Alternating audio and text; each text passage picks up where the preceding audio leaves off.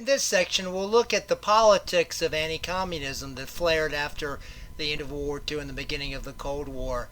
The Red Scare after World War II was similar in many respects to the Red Scare that followed World War I when the Soviet Union was created. There was a fear of communism in the United States, and politicians reacted to it, seeing that there were votes in it. Certainly, communist subversion and espionage was real.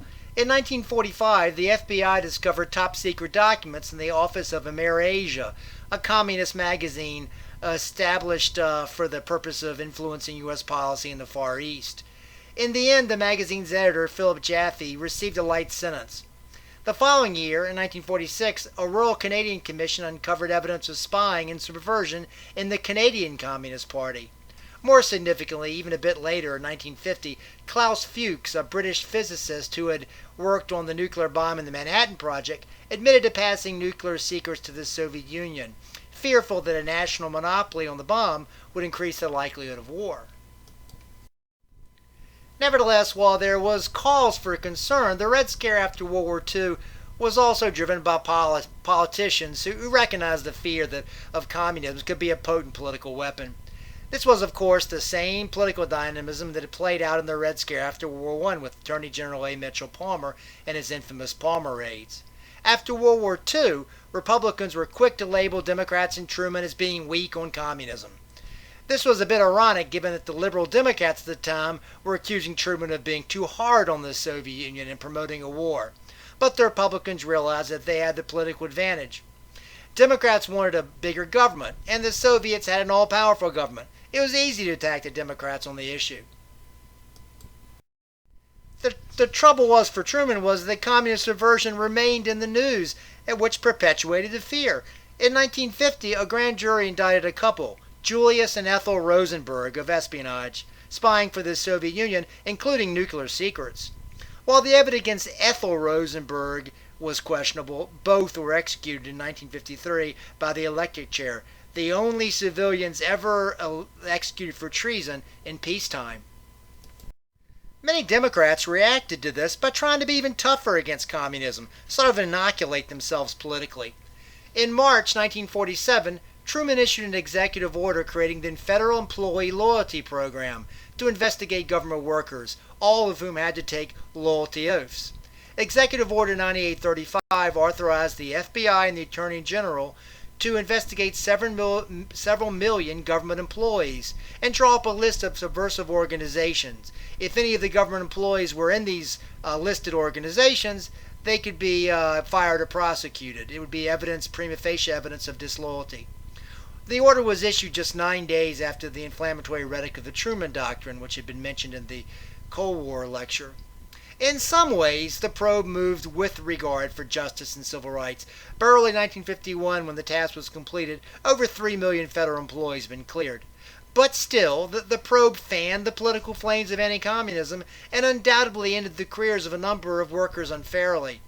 The FBI had made some 14,000 full-scale investigations of doubtful cases, and over 2,000 employees resigned, and 212 people were dismissed on the ground that their loyalty was in reasonable doubt.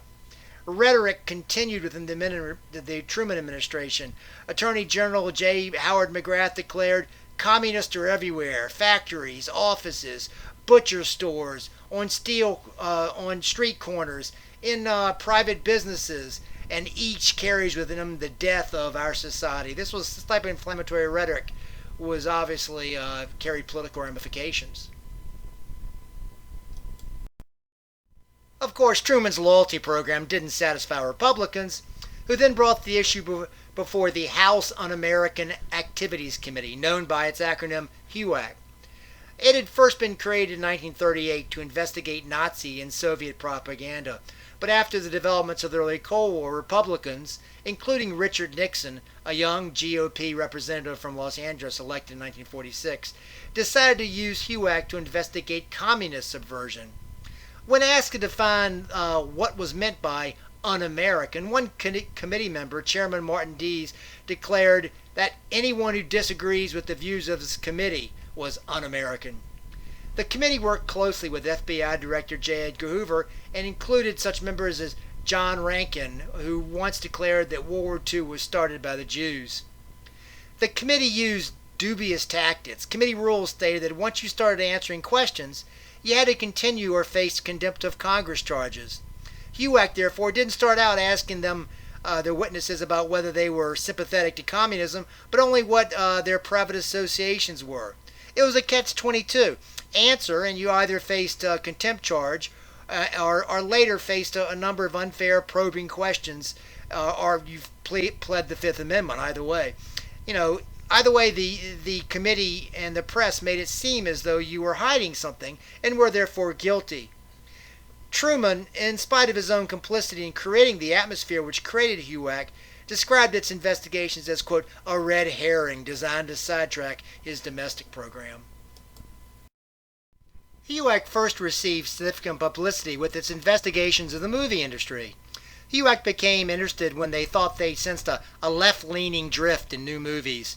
It's obviously today's not the first time you hear Republicans attacking the, quote, Hollywood elite. HUAC issued summons to leading writers, directors, and actors for interrogation. 10 of them, the so-called Hollywood 10, refused to testify and were sent to jail for contempt of Congress. This list included the distinguished playwright Lillian Hellman. Now, many studios then simply placed any person suspected of being a communist by HUAC on a blacklist. They couldn't find jobs, and there was no due process. HUAC's most famous investigation involved Alger Hiss. During the Depression, many intellectuals had been, a member of the Communist Party. They viewed it from a Marxist idealistic terms, and they didn't like what they saw with Lenin, and they weren't aware of course, all the Stalin purges, and so they were more naive than really evil. Alger Hiss had joined the State Department a bit later and quickly rose in the ranks. In 1947, he became president of the Carnegie Endowment for International Peace. In 1948, Whittaker Chambers, a former Soviet agent, accused Hiss of passing him secrets while Hiss was at the State Department. Chambers had earlier, in 1939, denounced Hiss, but failed to offer any proof. After Hiss denied charges and sued Chambers for libel, HUAC began an investigation. Chambers brought a number of HUAC politicians and the media to his Maryland farm and showed them microfilm of State Department documents he claimed that Hiss had given him. He kept them in a hollowed-out pumpkin outside his house. Thus they became known as the Pumpkin Papers. Hiss denied passing any documents to Chambers, and the HUAC investigation ultimately led to a trial where there was a hung jury on charges of espionage. A long line of distinguished individuals testified on Hiss's behalf. A federal grand jury, however, then charged Hiss with perjury. During the HUAC investigations, Hiss had denied that he'd ever met Chambers, and Hiss claimed that he met lots of people, and as a high-ranking State Department official, he couldn't remember all of them. But this jury convicted him of perjury, not espionage, and indeed Hiss went to jail. He forever claimed his innocence, and but in the public mind he was guilty of espionage. I should note that the HUAC investigation launched the career of Richard Nixon, who proved Hiss's most formidable tormentor on HUAC. With anti-communism so rampant, Congress passed the McCarron Act in 1950. Basically, the question was whether the McCarron Act made the Communist Party illegal. It said it didn't, but it provided communists to register at the Attorney General and give up their passports, and even provided provisions for setting up camps of suspected communists if war broke out. Being a member of an organization doesn't necessarily mean you're going to overthrow the government, and so Truman vetoed it, but Congress, in the hysteria of the Red Scare, overrode the veto. This concludes the section on anti-communism and politics up until about 1950.